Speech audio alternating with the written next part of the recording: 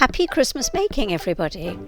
I've been busy trying to create a little snow globe card that will stand up and act as a Christmas decoration, or alternatively you can put a sentiment on it, fold it flat and put it through the post to send to your nearest and dearest. I wanted to make it very much a bespoke scene, but using commercially available dies, and the joy of this is that you can create something absolutely unique and not the same as everybody else. So what I've done is I took a die set that I bought in the works about a year or maybe two ago, which features a Father Christmas flying through the sky over a lovely snowy landscape. It also has a decorative piece at the bottom to complete your snow globe. But I wanted just to use some of it, so I don't need the bottom bit, so that's gone out the equation. And although I will be using some of the scene, I won't be using all of it, but what I really want to start off with is use the frame to make the outlines for my 3D snow globe. If you haven't got such a frame as this one, you can use a circle, partially die cut it, leaving the bottom, and then just cut out the shape.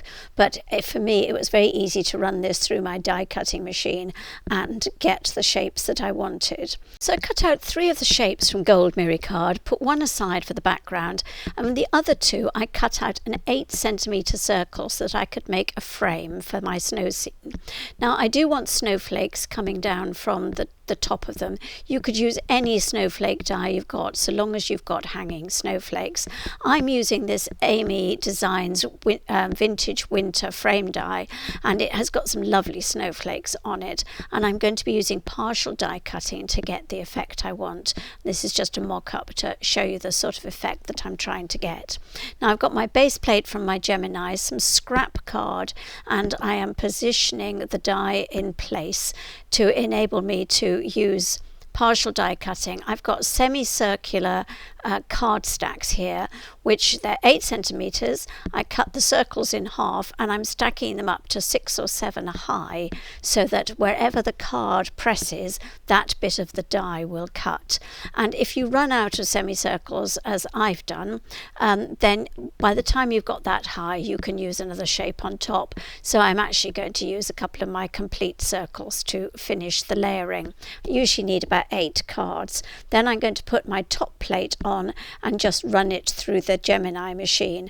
Once you've run it through, always check before you remove anything that it has properly cut, and if it hasn't, then you can use put another layer on top and run it through the machine again. But that's cut beautifully, so I'm going to take that off and I will remove the die. So at the moment it looks a bit of a mess, but it won't when I've finished, because I need to do the bottom half of the scene now. And I'm planning on using some of the scene that came with the snow globe. I want the landscape and some of the trees. I don't want the Father Christmas on the top. So what I'm going to be doing is I position it carefully on the card where I want that circle to be, stick the die in place with a bit of low tack tape, and then because this one doesn't have an outer cutting edge, I can just overlap with the full circle card stacks that I've got and build them up 6 or 7 deep, putting them on the Gemini plates top and bottom, and then running them through the machines I did before. At this stage it'll still look a bit of a mess, but I'm now taking my 9 centimeter circle die and positioning it carefully round to make sure I don't chop off any of those snowflakes, and then cutting out the circle scene. And once you've cut out the circle, you can see that your scene is starting to come together, looking slightly less tatty. And now what I've got to do is snip away with my scissors the excess to get this centre piece of excess card out of the way.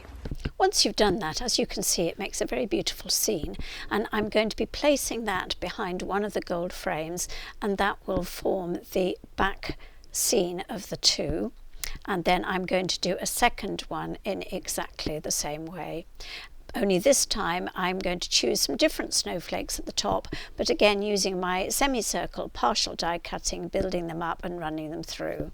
So once those snowflakes are cut out, I take my 9 centimeter circle just so I can accurately position it to get my lower scene right, because I want it to be in front of the one I've already done, and I don't want any of those snowflakes to be cut out accidentally when I do cut out the circle. So having just measured it, I then get my die, which is an edge die and has got children sledding, and I just want the children and the tree. I don't want the rest of the die, and I need to position that low in the scene, and I also need to make sure at this stage that it's going to be clear of where I'm going to fold the scene going forward. So I need to make sure of that midline, and that's something to be aware of whatever dies you are using. Once I'm happy, then I can stick that die in place, remove the circle and run it through my machine as I've done before. If you can't be bothered with all of that, there's nothing to stop using the scene you've already got. Just cut out 2 and remove one of the Santas. He will be folded when you actually do the 3D effect, but it works very well. These are my scenes that are completed, and I just like the fact they're unique. So the next thing to do is to stick your scenes on the back of your snow globe outlines, and for that I just line them up, and I will use all-purpose glue and fix them in place, and do the same on the other one. So once your scenes are stuck, what you need to do now is to score them at the midpoint, and I'm using my Fiskars trimmer with its scoring blade, and it is 10 centimeters wide, so I've got it exactly halfway, and I've just scored it. And then I will do the same on the other one and then fold them in half. So I decided to stick a Christmas star in the centre, and what I did was I put my scenes together and put them on and looked at where the Christmas star would show up best, and then I stuck it in place. So now all I've got to do is position my snow globe pieces, and I'll need to do that in the middle and do one at a time and leave them to set, dry firmly with the glue for a while before putting the next one on, and then I'm going to do exactly the same with the second one. So once all your layers are stuck, it's just a question of pulling them up into shape, and then you can press it completely flat for postage and pop it in an envelope, and of course it stands up beautifully and gives you that lovely 3D scene. I do hope you've enjoyed watching the video and now feel inspired to get out all those old birthday and anniversary cards and chop them up to make card stacks so you can create your own scenes from your favourite dies. It's fun to reuse dies in a slightly different way and make something unique for Christmas. I have listed all the materials and dies that I've used in the script below the video, and most of them are still available on eBay, but I'm sure you have some wonderful ones among your stash that you could use in a similar way.